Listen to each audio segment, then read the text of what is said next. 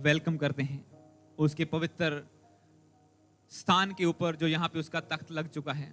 हम जल्दी से वचन में जाएंगे क्योंकि आज बहुत इंपॉर्टेंट है, आज की लास्ट प्रेयर हमारे लिए, और सब होली कम्युनियन के लिए रेडी रहें। सबका स्वागत है। अपनी अपनी बाइबल को खोलिए ताकि मैं उस वचन को कंटिन्यू कर सकूं।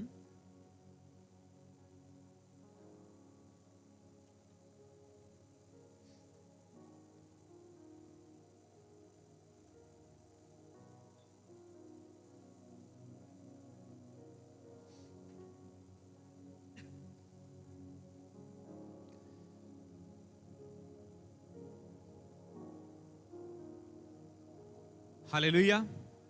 तो सबका स्वागत है। आइए आज के वचन को खोलेंगे। जो वचन हम पिछले 2-3 संडे से सुनते आ रहे हैं, जिसपे हम मनन करते आ रहे हैं, कोर्ट ऑफ हेवन, उसका तीसरा पार्ट आज शायद ये फाइनल हो जाएगा अगर टाइम ने परमिशन दी तो।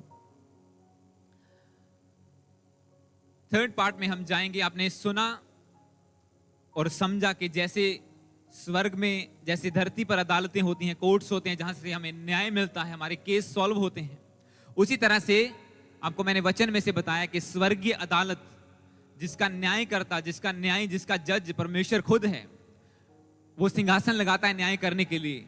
स्वर्ग में एक अदालत है जिसमें जज है, जिसमें एडवर्सरी, जो दोष लगाने वाला शैतान है, जो हमारे ऊपर दोष लगाता है, हम हैं जिन्हें वो विक्टिम बनाता है।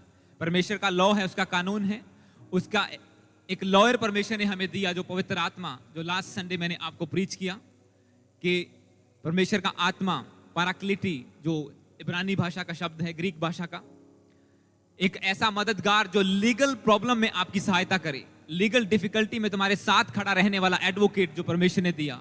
उसने कहा जब हेल्पर आएगा तुम्हारी हेल्प करेगा हर एक सिचुएशन में। और आज के वचन में हम देखेंगे कि अब सब कुछ आपने समझ लिया। एक कोर्ट है, हमारा सहायक भी है, दोष लगाने वाला भी है, हम भी हैं, एक लॉ है। पर फिर भी जो कोर्ट्स, यहां पे तो आप जा सकते हैं अपनी गाड़ी लेके कहीं भी, पर जो स्वर्गीय अदालत है उसमें प्रवेश कैसे कर सकते हैं आप? आज आपको बहुत इंपॉर्टेंट चीज, क्योंकि ये आपने जो सीखा उस पे एक्शन कैसे लेना है आज का वचन आपको बताएगा। कैसे एक्ट करना है उन चीजों के ऊपर, कैसे फायदा लेना है जो आपको परमेश्वर ने हेल्पर दिया, मददगार दिया, कैसे यूज करना है परमेश्वर के लॉ को अपने लिए, यीशु मसीह की ग्रेस को कैसे यूज करना है। आज का वचन जो है कि how to enter in the heaven of God, कैसे प्रवेश करें स्वर्गीय अदालत में, किस तरह से हम प्रवेश कर सकते हैं। उससे पहले मैं एक इंट्रोडक्शन वर्स को पढ़ूंगा। आप खोलेंगे इब्रानिया, हिब्रूज, उसका 4 अध्याय, उसकी 14 से लेके 16 तक मैं पढ़ूंगा। हिब्रूज चैप्टर, इब्रानिया ओदा 4 अध्याय, ओदी 14 तो लेके 16 वर्ष तक असी पढ़ांगे।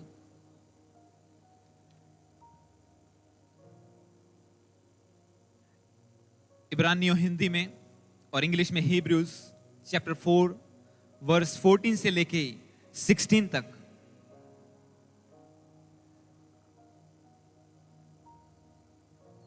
इस वचन में जो लिखा है मैं उसे पढ़ूंगा आपके लिए। सब लोग अपनी बाइबल में पढ़िए।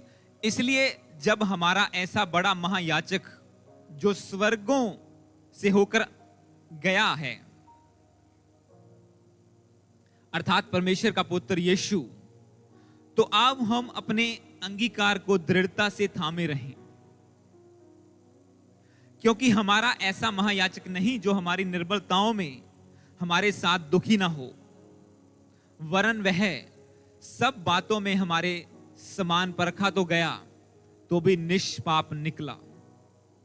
इसलिए आओ हम अनुग्रह के सिंहासन के निकट हिवाएं बांधकर चलें कि हम पर दया हो और वह अनुग्रह पाएं जो आवश्यकता में हमारी सहायता करे। इंग्लिश में लिखा, let us then with confidence draw near to the throne of grace, that we may receive mercy and find grace to help in the time of need or in the time of difficulty. इस वचन में लिखा कि हमारा महायाजक, हमारा न्यायी, हमारा न्यायकर्ता, हमारा जो हाई प्रीस्ट है इंग्लिश में जिसे कहते हैं, वो कमजोर नहीं है, वो दुनियावी नहीं है कि हमारी निर्बलताओं में हमारी सहायता ना कर सके। कई बार दुनिया के लोग, दुनिया की अदालतें, दुनिया के लॉयर हाथ खड़े कर जाते हैं, हमारे बस की बात नहीं है, डॉक्टर्स हाथ खड़े कर जाते हैं, पर वचन कहता है हमारा जो सहायक है, हमारा जो हाई प्रीस्ट है, महायाजक है, वो कमजोर नहीं है कि हमारी निर्बलता में हमारी सहायता ना कर सके। इसलिए वचन कहता है आओ हम अनुग्रह के सिंहासन के सामने, let us draw near the throne of grace, उस अनुग्रह के सिंहासन के सामने चलें जहां से हमें न्याय मिलता है, हमें दया मिलती है। आओ हम कॉन्फिडेंस के साथ, हिवाए बांध के, दलेरी के साथ अनुग्रह के सिंहासन यानी कि परमेश्वर के सिंहासन के सामने चलें ताकि हम पर दया हो। अगर हमने गलतियां की हैं, पाप किए हैं, तो ऐसा ना हो कि हम शैतान के जाल में फंस जाएं, दुखों में पड़ जाएं, बीमारियों में पड़ जाएं और वो अपना काम करे हमारी जिंदगी में। इससे पहले कि वो अपना काम शुरू करे, वचन कहता कि आओ हम अनुग्रह के सिंहासन के सामने चलें, आओ परमेश्वर के सिंहासन के सामने चलें अपना न्याय लेने के लिए, अपनी दया को लेने के लिए। क्योंकि परमेश्वर कहता है मैं तुम्हारे पापों की सजा तुम्हें ना दूंगा, अगर तुम तौबा करोगे मैं तुम्हें माफ करूंगा, अपने गले से लगाऊंगा, फिर से तुम्हारी जिंदगी को रिस्टोर करूंगा। पर शैतान कहता है कि नहीं, तुमने पाप किया है, तुम पर दंड की आज्ञा है।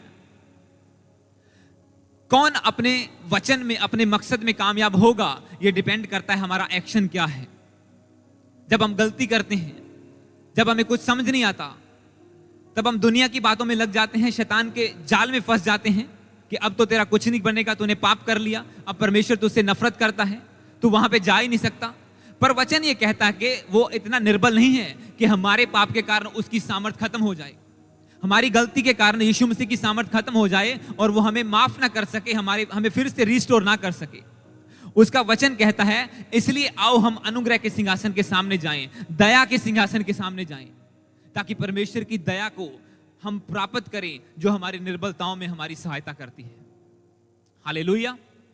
पहला स्टेप क्या कि हमें परमेश्वर के सिंहासन के सामने जाना होगा अपना न्याय लेने के लिए, हमें एक्शन लेना होगा। अदालत मौजूद है, परमेश्वर का कानून मौजूद है, उसकी दया मौजूद है, आपका लॉयर आपके पास है, एक एडवोकेट जो परमेश्वर ने दिया, जो दुनिया का नहीं है, जो स्वर्ग का है।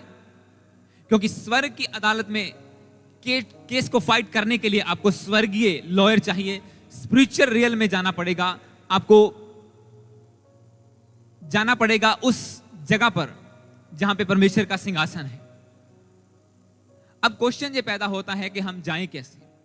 गाड़ी वहां पे नहीं जाती, प्लेन भी कुछ दूरी तक ही जाते हैं, रॉकेट भी नहीं पहुंचते, हम जाएं कैसे वहां पर? सवाल ये पैदा होता है। उसके दो रास्ते हैं, एक बहुत आसान है पर वो किसी को पसंद नहीं आता। मैंने एक बार एक सोशल मीडिया पे एक पिक्चर देखी, जो हमारे ये प्लग होते हैं बिजली वाले दीवारों के ऊपर, जहां पे हम प्लग लगाते हैं और बिजली शुरू हो जाती है। यहाँ न्यूजीलैंड में तो वो छोटे छोटे होल हैं, बिल्कुल पतले से हैं, उसमें कुछ नहीं हो सकता, सिर्फ वही छोटे से प्लग जा सकता है। पर जब हम इंडिया में देखते हैं तो वहां पे गोल गोल होल्स होते हैं, पर जो किलोवाट का 1000 वॉट का जो होता है उसके उससे भी बड़े होल होते हैं, क्योंकि उसका प्लग बड़ा होता है, वो ज्यादा वोल्टेज पे काम करता है। और किसी ने उसकी फोटो लेके फेसबुक पे डाली थी, कई साल पहले मैंने देखी, और उसमें लिखा था अपनी आत्मा को परमात्मा से मिलाने के लिए इसमें उंगलियां डालिए। तो ये आसान तरीका है, अगर आपको पसंद है आप यूज कर सकते हैं, आपकी आत्मा परमात्मा से मिल जाएगी, उसके बाद सारा ये केस सॉल्व हो जाएंगे। पर ये किसी को पसंद नहीं है। हालेलुया। ये कोई भी यूज नहीं करना चाहेगा। वो किसी ने मजाक किया था कि अपनी आत्मा को परमात्मा से मिलाने के लिए इसमें दोनों उंगलियां डालिए। तो ये आसान तरीका है। पर एक दूसरा तरीका है जिसमें हम अपनी स्पिरिट में परमेश्वर के सिंहासन के पास जा सकते हैं। तो उस पे आज हम मनन करेंगे। सबसे पहला जो स्टेप मैंने आपको बताया कि हमें परमेश्वर के सिंहासन के सामने जाना है। दूसरा, अब हम जाएंगे कैसे? जब भी आप, क्योंकि वचन कहता है परमेश्वर पाप से नफरत करता है, वो पापी से नहीं, वो पाप से नफरत करता है। अगर आप पाप में हैं, गलतियों में हैं, तो परमेश्वर, उसने कहा जो शुद्ध मन है वो परमेश्वर को देखेंगे। जिनका हार्ट क्लीन है, जिनकी स्पिरिट क्लीन है, जो गंदगी में नहीं है। कौन से लोग हैं जो विजन्स को देखते हैं? कौन से लोग हैं जो परमेश्वर के दर्शनों को देखते हैं, उसकी आत्मा की आवाज को सुन पाते हैं? जो शुद्ध हैं, जो पवित्र हैं, जिन्होंने अपने हाथ गंदे नहीं किए हैं, अपना मन गंदा नहीं किया है। इसीलिए वचन वहां पे जाने से जो पहला हमारा जो रूल है उसका, कि हम ब्लेमलेस होने चाहिए।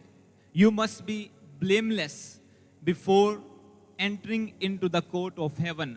स्वर्ग की अदालत में प्रवेश करने से पहले आप ब्लेमलेस, आप निर्दोष होने चाहिए।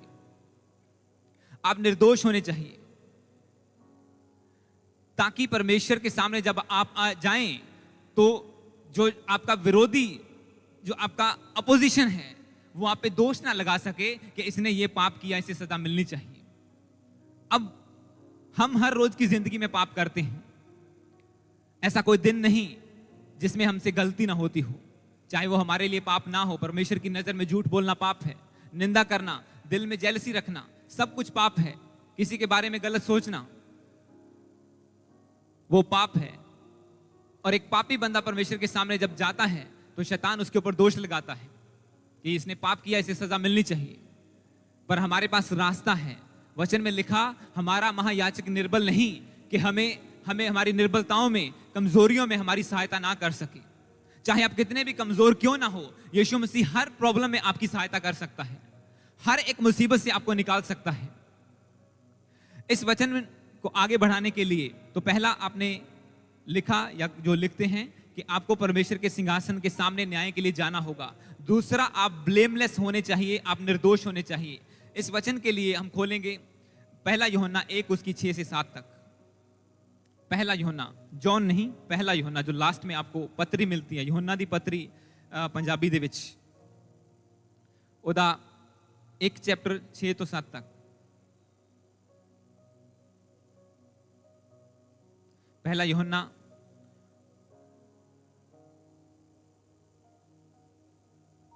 उसका 1 चैप्टर उसकी 6 से लेके 7 तक।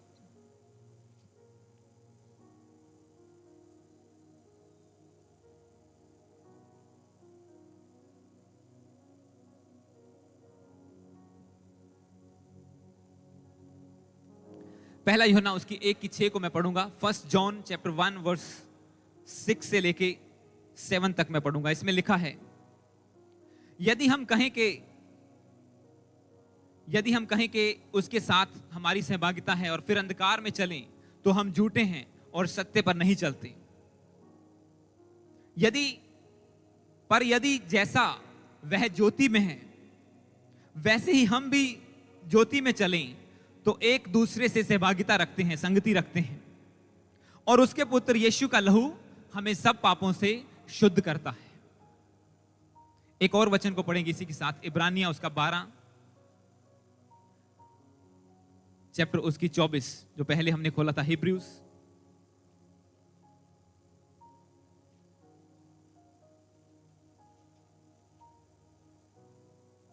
उसका 12 की 24, हिब्रूज चैप्टर 12 वर्स 24। इस वचन में लिखा, इब्रानिया 12 उसकी 24 को पढ़ रहा हूं, और नई वाचा के मध्यस्थ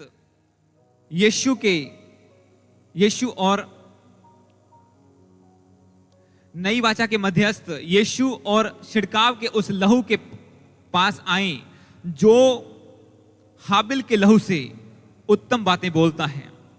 मैं इंग्लिश में पढ़ूंगा। इसमें लिखा, and to the Jesus the mediator of a new covenant, and to be sprinkled blood that speaks a better word than the blood of Abel।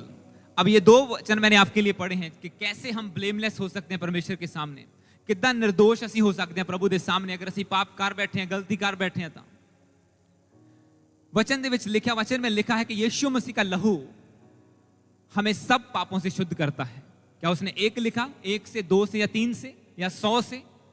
उसने कहा यीशु मसीह का लहू हमें सब पापों से शुद्ध करता है। पहला काम हमें क्या करना होगा? हमें बिलीव करना होगा कि यीशु मसीह का लहू हमारे पापों के लिए बहाया जा चुका है। अब उसके लहू के छिड़काव से, जो दूसरा वचन कहता है कि हमारा मीडिएटर जो है, जो परमेश्वर के और हमारे बीच में कन्वर्सेशन करवाता है, यीशु मसीह, जब हम उसके थ्रू परमेश्वर के पास जाते हैं तो उसके लहू के छिड़काव, जब उसके लहू को हम मांगते हैं कि परमेश्वर तेरे ब्लड से मुझे धो दे, शुद्ध कर दे, मैंने गलती की है, तो वचन कहता है कि उसका लहू सब पापों से शुद्ध करता है। उसका लहू हमारे लिए उत्तम बातें बोलता है। सिर्फ इतना ही नहीं कि वो आपको क्लीन करेगा, वो ये भी बोलेगा कि हाँ, ये निर्दोष है। वचन कहता है हाबिल के लहू से वो उत्तम बातें बोलता है। जब केन ने जब पहले आदम और हवा के दो बेटे हुए, एक ने दूसरे का कत्ल कर दिया, तो वचन में लिखा है कि परमेश्वर ने कहा हाबिल का लहू जमीन में से दुहाई दे रहा है, मेरा भाई दोषी है, उसने मेरा कत्ल कर दिया है, क्योंकि लहू बोलता है। इसीलिए वचन कहता है यीशु मसीह का लहू आपके लिए उत्तम बातें बोलता है जब आप पश्चाताप कर लेते हैं, जब आपने अपने पापों से, अपने गुनाहों से परमेश्वर से माफी मांग के कि प्रभु हाँ, मैंने गलती की है। प्रॉब्लम कहां पे आती है? जब लोग पाप करके उसे छुपाते हैं। केन ने क्या किया? उसने अपने भाई को मार के धरती में छुपा दिया, मिट्टी में दबा दिया, और उसने सोचा परमेश्वर को नहीं दिखेगा। पर जब परमेश्वर आया उसके पास, उसने आवाज को सुना, उसने कहा तेरा भाई कहां है? वो कहता मुझे क्या पता, मैं कौन सा उसका रखवाला हूं। उसने कहा उसका लहू जिसे तूने दफना दिया, वो उसका लहू बोलता है कि तूने उसका कत्ल कर दिया है। और यीशु मसीह का लहू, वचन कहता है, हमारे लिए उत्तम बातें बोलता है। वो दोष नहीं लगाता, जैसे हाबिल का लहू दोष लगाता था कि मेरा भाई दोषी है, इसने मेरा कत्ल किया है। यीशु मसीह का लहू जो क्रूस पर बहाया गया, जिसे आज हम लेंगे, उसे मनन करेंगे, यीशु मसीह का लहू हमारे लिए उत्तम बातें बोलता है। वो हमें निर्दोष ठहराता है परमेश्वर के सिंहासन के सामने। तो ये आपका पहला स्टेप होगा कि make sure you are blameless before you go to the throne of the grace. जब आप परमेश्वर के सिंहासन के सामने जाएं, उसकी अदालत में जाएं, ऐसा ना हो कि जाएं और आप ही फंस जाएं। कई बार होता है ना कि जिनने केस किया वही फंस गया, क्योंकि वो उसने गुनाह किया था और अपोजिशन वाला निर्दोष था, या वो उससे स्ट्रांग था।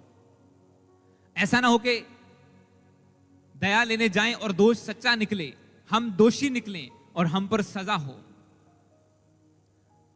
पर जब हम यीशु मसीह के लहू का ऑनर करते हैं, हम बिलीव करते हैं कि जीसस क्राइस्ट का ब्लड हमारे लिए बहाया जा चुका है, वो हमारे सब गुनाहों को धोने की ताकत रखता है। आपको क्या लगता है, क्या पास्टर्स लोगों से गलतियां नहीं होती? वो होती हैं, पर जो सही है, जो जानता है कि नहीं, परमेश्वर का लहू मुझे शुद्ध कर सकता है, मेरे पाप बड़े नहीं, उसके लहू की सामर्थ बड़ी है। इसलिए मैंने पहला वचन पढ़ा कि हमारा महायाजक निर्बल नहीं है, वो कमजोर नहीं है कि वो हमारी सहायता ना कर सके जब हमें कोई रास्ता नजर ना आता हो, जब हमें कोई रास्ता ना दिखे कि हम क्या करें, वो हमारी सहायता करने के लिए रेडी होता है हमारे अंगीकार के द्वारा। इस वचन जो हमने दूसरा पढ़ा, उसमें लिखा आओ दृढ़ता से अपने अंगीकार को थामे रहें। जो पहला वचन हमने पढ़ा था हिब्रियों 4 का 14 से 16 तक, जो हमने पढ़ा कि आओ हम दृढ़ता से अपने अंगीकार को थामे रहें, कन्फेशन को थामे रहें। जब आप कन्फेस कर लेते हैं अपने पापों को, आपको माफी मिलती है, फिर आप अपना केस फाइट कर सकते हैं। वरना उस अदालत का, आपके एडवोकेट का, आपकी बाइबल स्टडी का कोई फायदा नहीं है जब तक आप परमेश्वर के सामने निर्दोष नहीं हैं। पहला आपको परमेश्वर के सिंहासन के सामने जाना होता है, माफी मांगनी होती है, यीशु के लहू का छिड़काव लेना होता है कि प्रभु मुझे धो और शुद्ध कर। जब क्लींजिंग आती है आपके ऊपर, तो आप एंटर कर पाते हैं। ये आपको मैं प्रैक्टिकली आज जब फायर पे रहोगी, आपको मैं बताऊंगा कैसे कोर्ट ऑफ हेवन में आप जा सकते हैं। आप प्रवेश करेंगे उसका जो पवित्र आत्मा से पैदा हुए हैं, वो स्पिरिचुअल रियल में, आत्मिक माहौल में प्रवेश कर सकते हैं।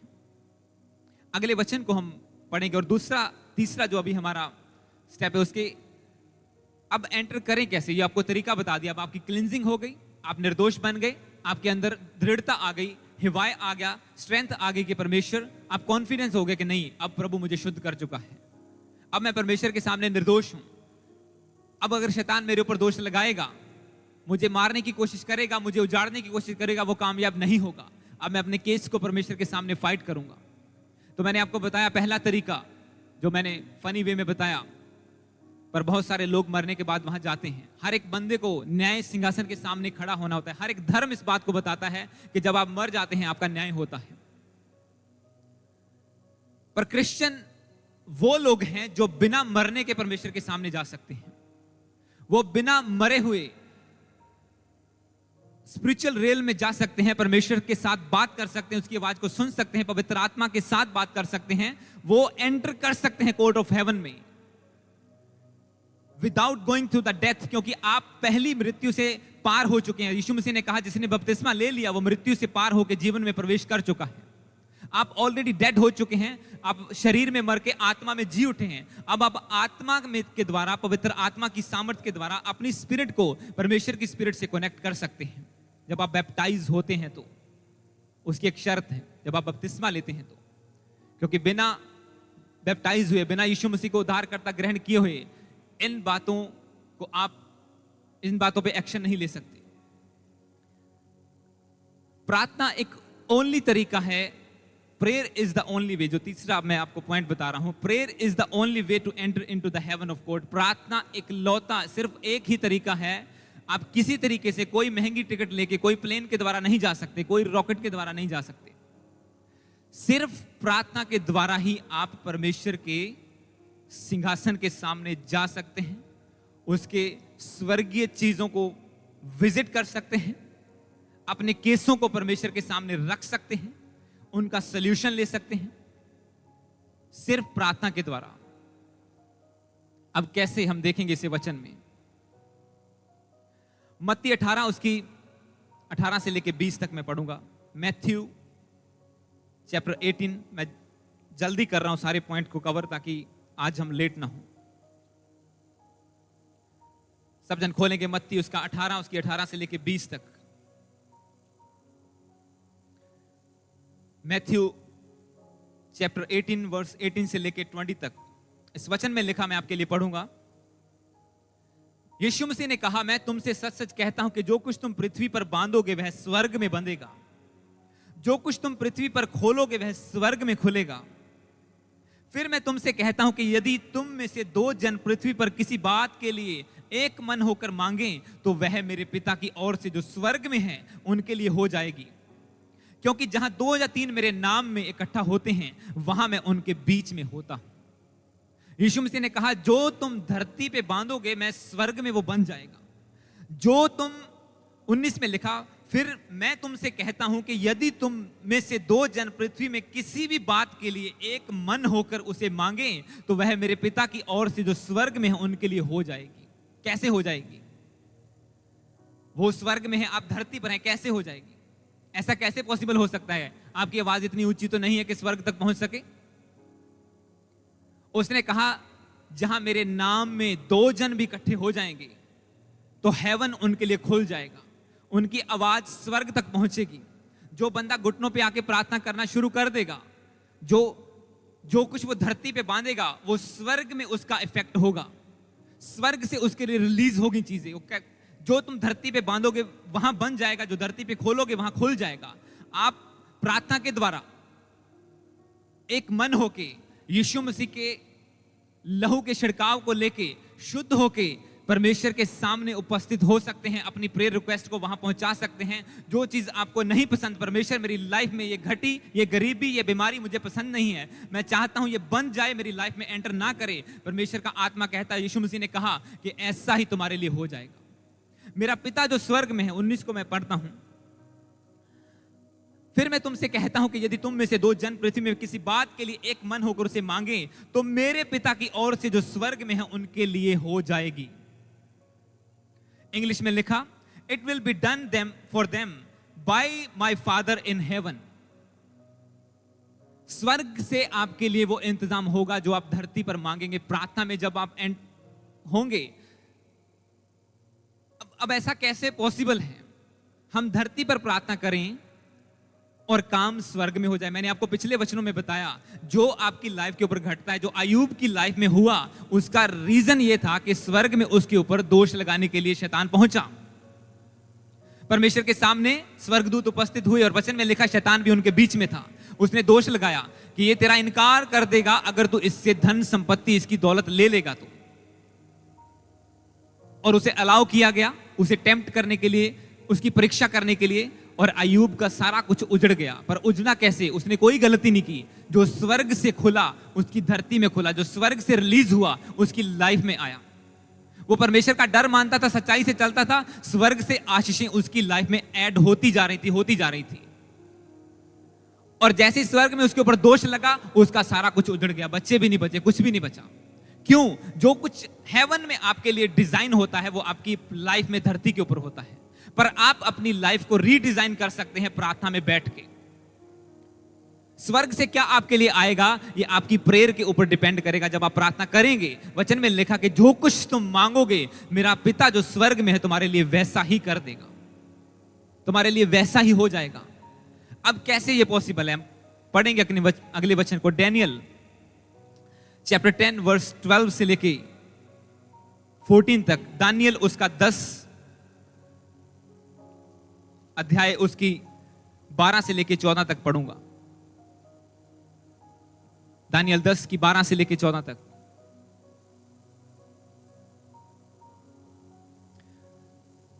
डैनियल चैप्टर 10 वर्स 12 से लेके 14 तक मैं पढ़ूंगा, सब जन खोल लें।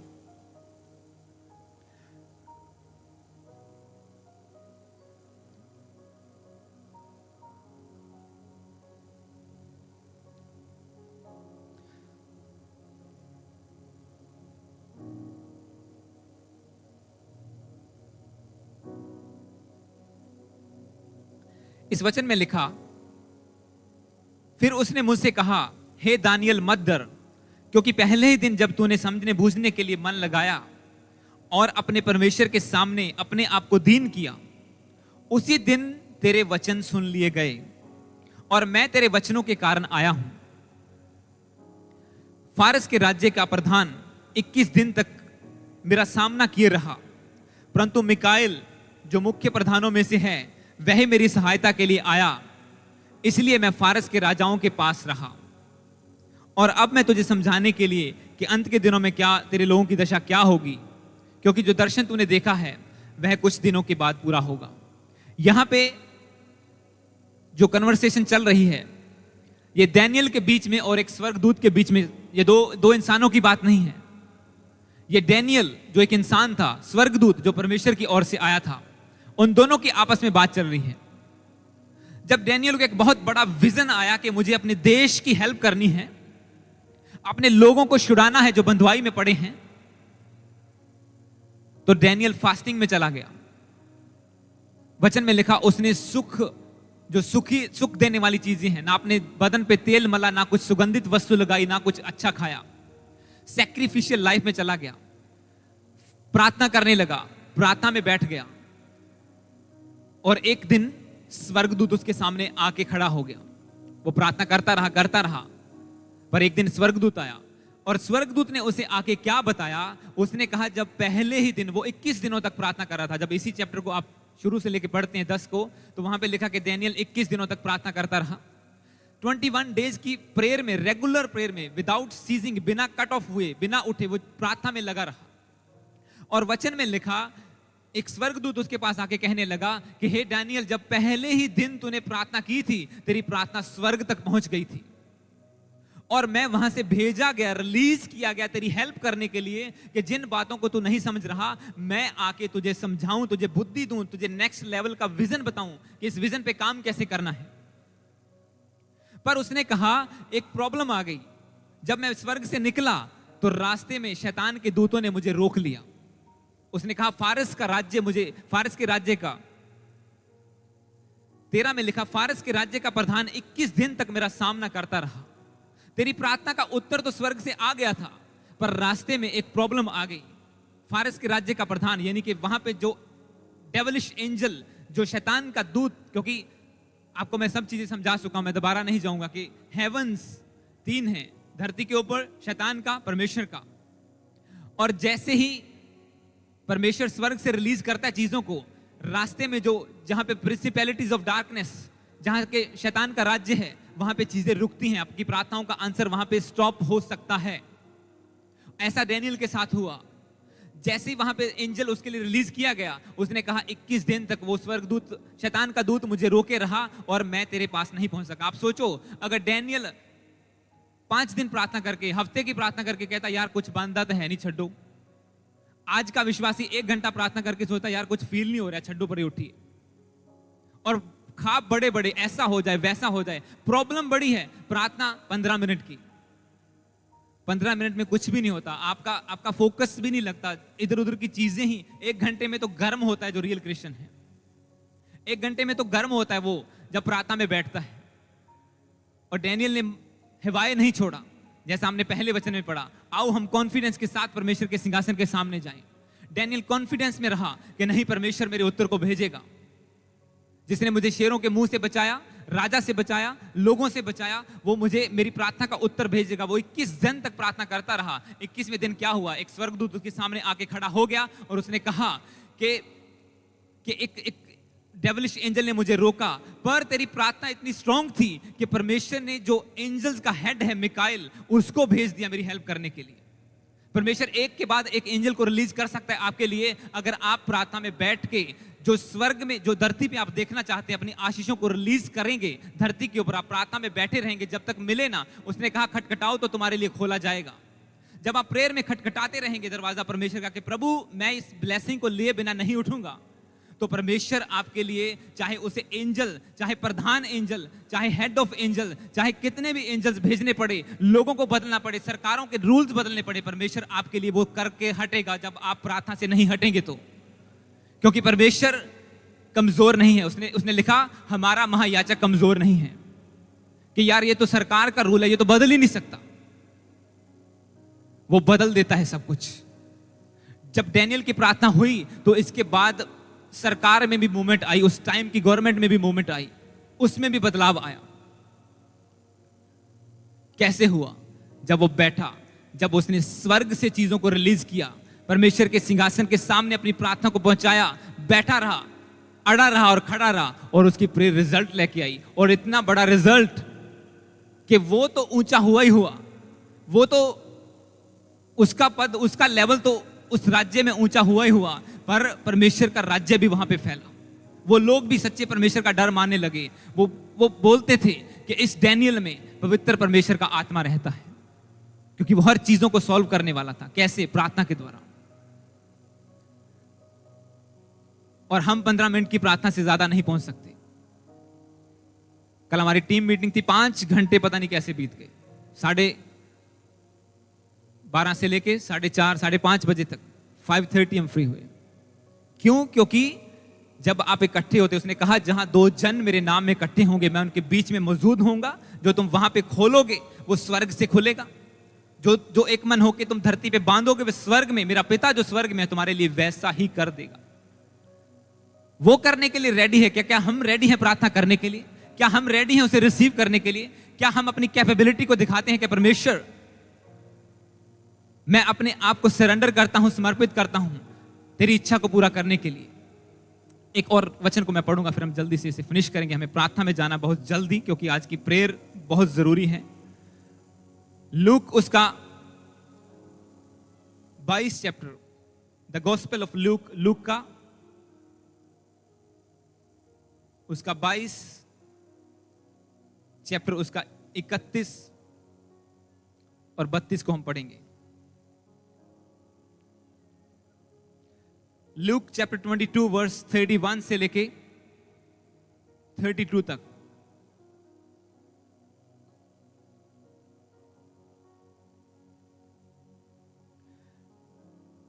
अगर आप खोल चुके मैं पढ़ूंगा। 31 में लिखा, यीशु मसीह ने उससे कहा, शमोन, हे शमोन, देख शैतान ने तुम लोगों को मांग लिया है कि गेहूं के समान फटके, परंतु मैंने तेरे लिए विनती की है तेरा विश्वास जाता ना रहे, और जब तू फिरे तो अपने भाइयों को स्थिर करना।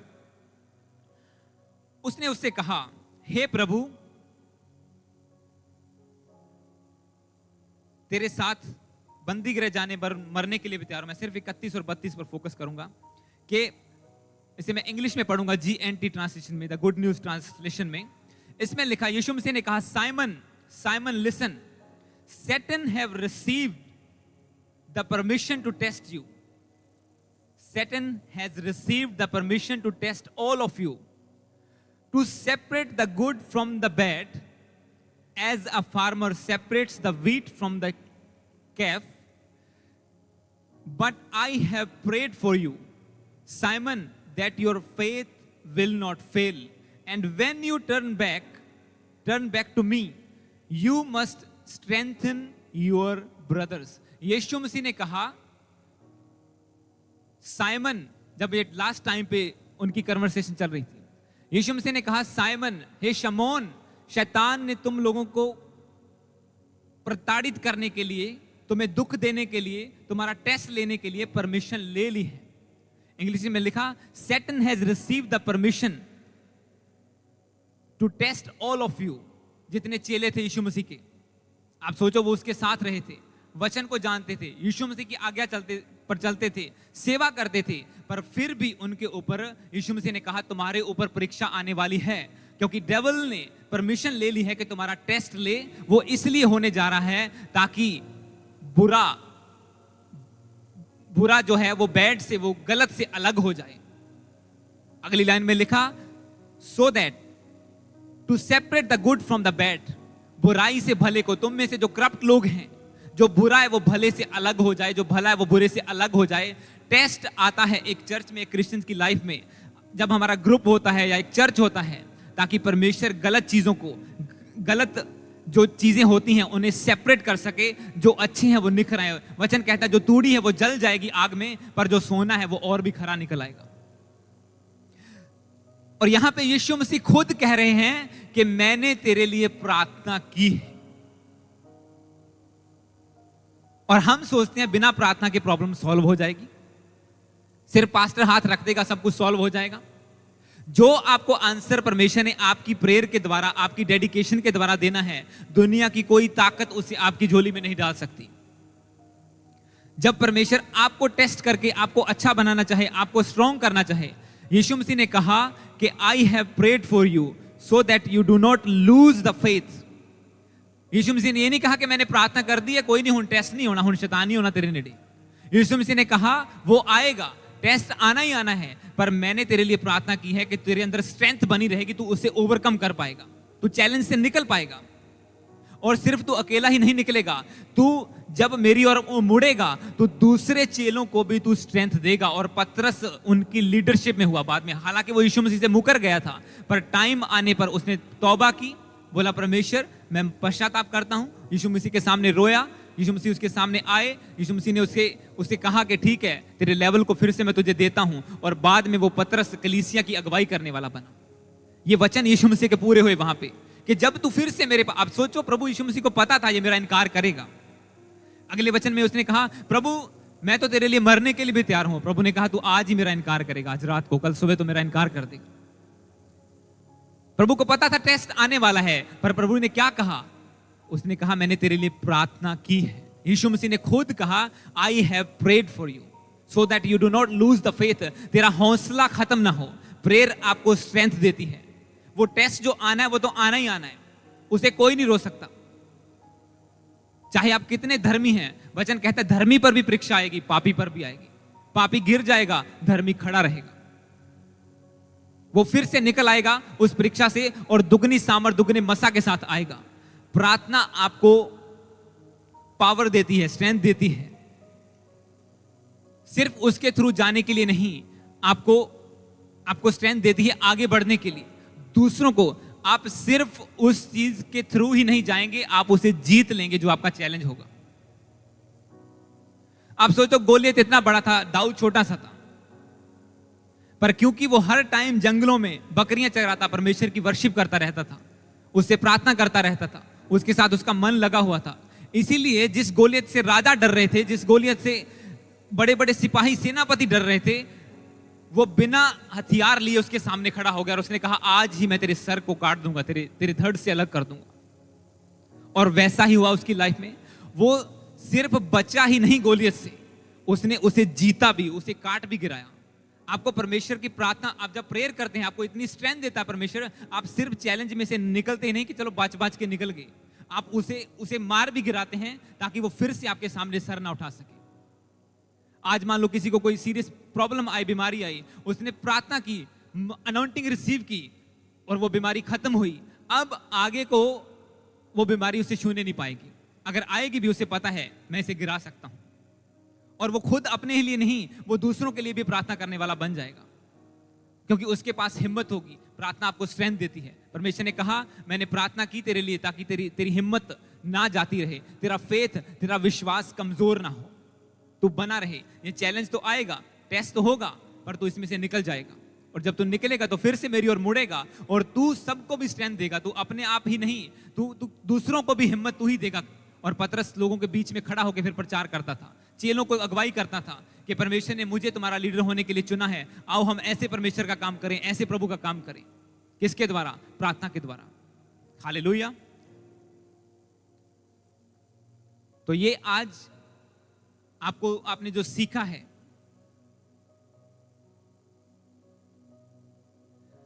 अब सबसे बड़ी जो प्रॉब्लम, सबसे बड़ा क्वेश्चन जो क्रिश्चियन लोगों का होता है, ये मैंने आपको जरिया बता दिया। शायद इसके बाद अगर पवित्र आत्मा ने रेवलेशन दी तो मैं आपको एक चीज और इसमें ऐड करूंगा अगले sermon में,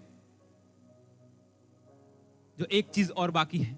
आपने देखा स्वर्गीय अदालत है, एडवर्सरी है, दोष लगाने वाला आप हैं, लॉयर हैं।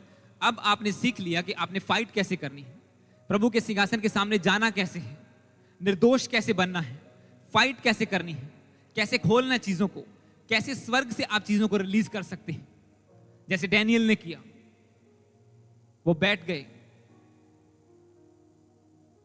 पर सबसे बड़ी प्रॉब्लम ये आती है कि क्रिश्चियन लोगों को प्रार्थना करनी नहीं आती, कि प्रेयर करें कैसे, इतना लंबा टाइम बैठें कैसे, 1 घंटा कैसे बिताएं।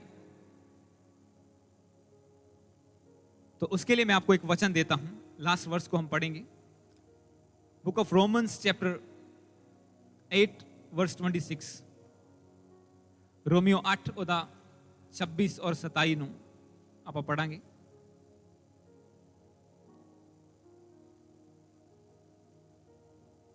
रोमन्स 8 वर्स 26 और 27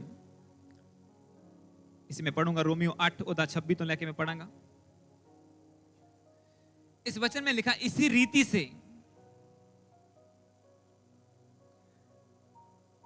से आत्मा भी हमारी दुर्बलताओं में, यानी हमारी कमजोरियों में सहायता करता है, क्योंकि हम नहीं जानते कि प्रार्थना किस रीति से करनी चाहिए, परंतु आत्मा आप ही ऐसी आहें भर भर कर जो बयान से बाहर हैं हमारे लिए विनती करता है।